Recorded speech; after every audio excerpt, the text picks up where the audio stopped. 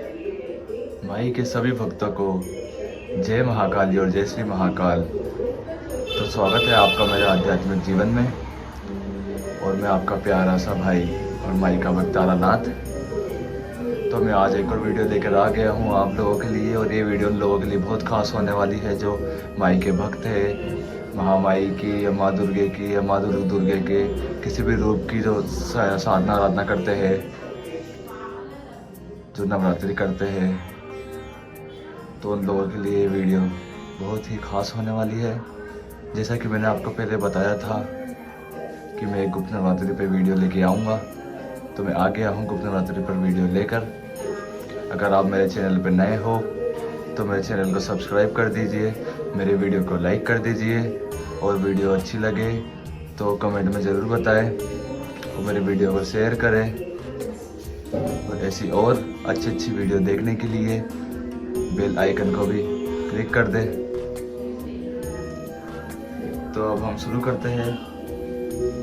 तो एक और बात कि हमारे साल में 4 नवरात्रि होती है।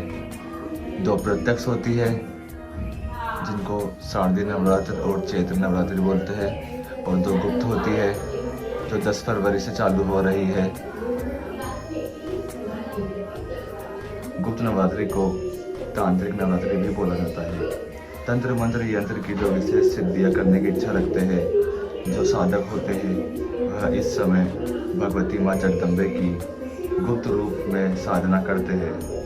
रामचंद्र महाराज के भी गुरु थे वशिष्ठ मुनि, जिन्होंने गुप्त नवरात्रों के बीच में माँ भगवती उग्र तारा की तारापीठ के महाश्मशान में वामासन पर विराजमान होकर, मतलब कि वहाँ पर भगवती का पंचमुंडी महाआसन विराजमान है। उन्होंने वहाँ पर विराजमान होकर 10 दिनों तक माँ भगवती की गुप्त साधना की थी, और बाकी के 6 दिन उन्होंने माँ के साधना आराधना के पुरुषण में व्यतीत किए थे, जिसमें उन्होंने मार्जन तर्पण कुमारी पूजन का समय पूर्ण किया था। गुप्त नवरात्रि कभी भी 9 दिन के नहीं होते हैं।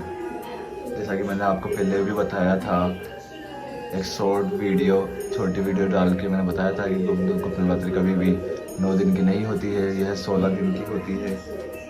शायद आपने देखी हो या फिर ना देखी हो। गुप्त नवरात्रि कभी भी 9 दिन की नहीं होती है, यह 16 दिन की होती है, क्योंकि नवरात्रि की शुरुआत अमावस्या से होती है और यह पूनम पर खत्म होती है। यह नवरात्र 16 दिन के मनाए जाते हैं, जिसे षोडशी नवरात्र भी कहते हैं। गुप्त सिद्धि की प्राप्ति के लिए साधक इसी नवरात्र में साधना आराधना करते हैं। इस नवरात्रि में देवी उग्र तारा की साधना और भगवती उच्च चंडालिनी की साधना बड़ी फलदायक होती है। इस नवरात्रि में 10 महाविद्या का बहुत महत्व होता है।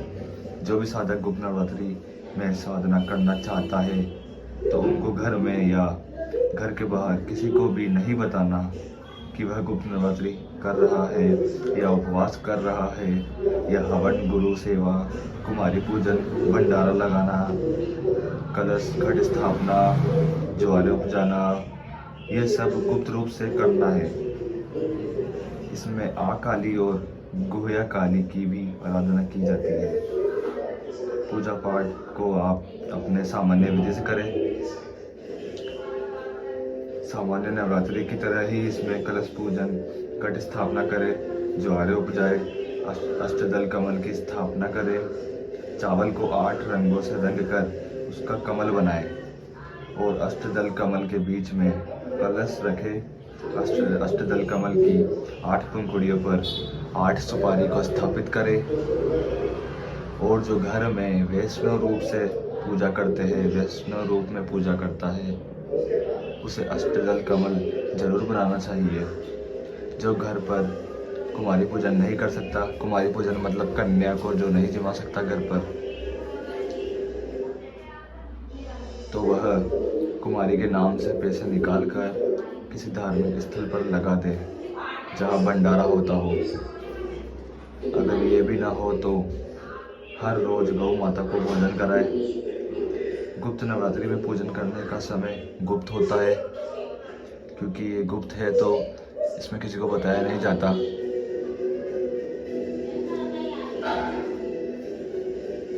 और गुप्त नवरात्रि में दिन में कभी सोया नहीं जाता और रात्रि काल में ही गुप्त नवरात्रि की पूजा की जाती है। अगर आप तारा की आराधना करते हैं तो तारिणी रात्रि में करनी चाहिए। जब सुबह का नील प्रकाश होता है, जैसे रात ढलने वाली हो और सूर्य उगने वाला हो, तब करनी चाहिए। और उच्चिष्ट चंडालिनी की आराधना करनी हो तो मध्य रात्रि में 3 बजे से सुबह 5 बजे तक करनी चाहिए। और माँ तारा की आराधना सुबह 4 से 7 बजे तक करनी चाहिए। आ काली या गुह्या काली की आराधना रात्रि 12 बजे से 3 बजे तक की जानी चाहिए। 10 महाविद्याओं में से किसी भी रूप की आराधना रात्रि काल 10 बजे से 3 बजे तक की जाती है।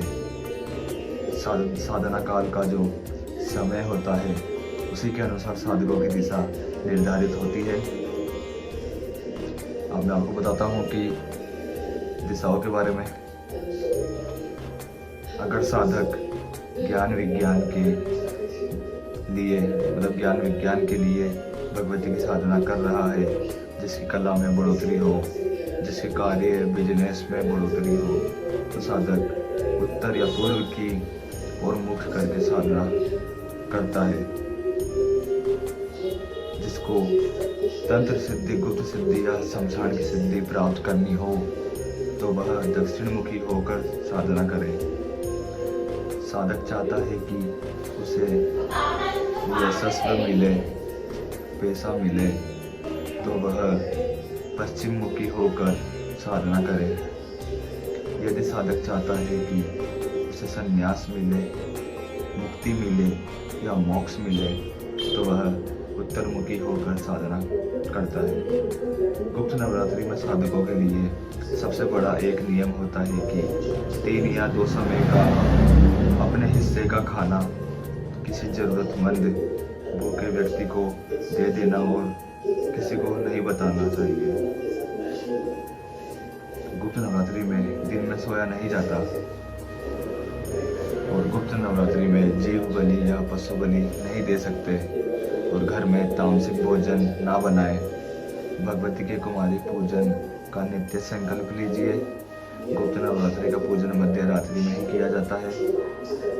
गृहस्थ साधक हो या तांत्रिक साधक, ये नियम सबके लिए समान होते हैं। गुप्त नवरात्रि में किसी भी प्रकार का दिखावा नहीं करना चाहिए। भगवती के 10 महाविद्याओं की साधना या किसी भी रूप की साधना गुरु के मार्गदर्शन के बिना नहीं करनी चाहिए।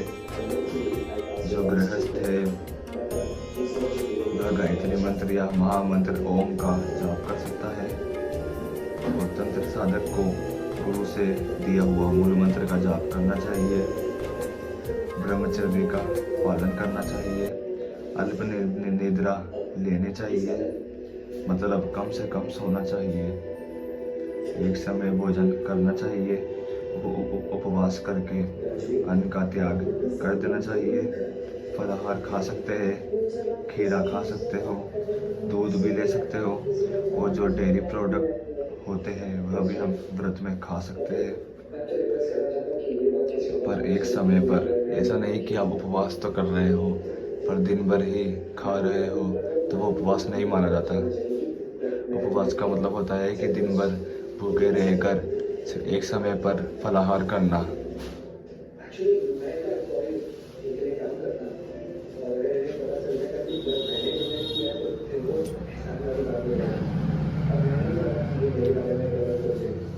अब मैं आपको बताता हूँ कि किस मार्ग में किस कलश की स्थापना की जाती है।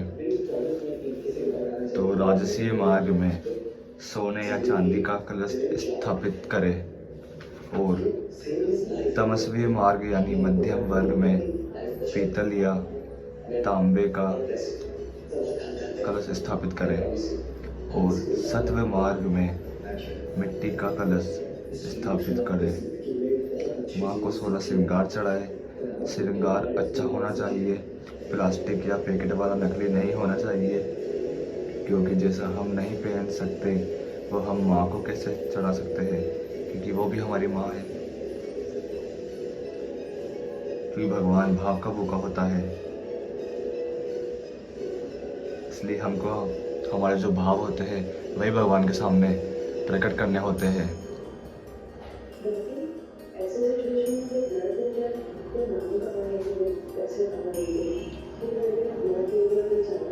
अगर आप माँ काली के भक्त हो तो काली या लाल चुंदड़ी, और दुर्गा माँ के भक्त हो तो लाल या हरी चुंदड़ी चढ़ाए।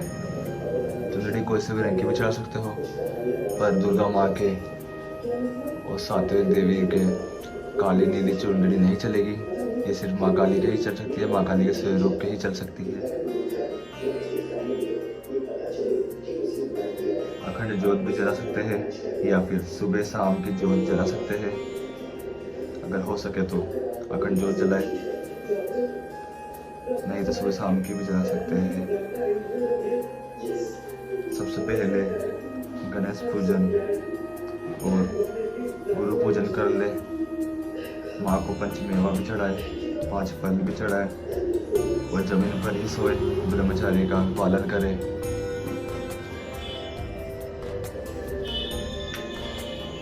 तो दोस्तों, ये थी गुप्त नवरात्रि के बारे में कुछ जानकारी जो मैं आपसे शेयर करना चाहता था, पर इतने दिन से मुझे समय नहीं मिला, तो आज समय मिला है तो मैं सोचा आज इस पे वीडियो बना लूँ।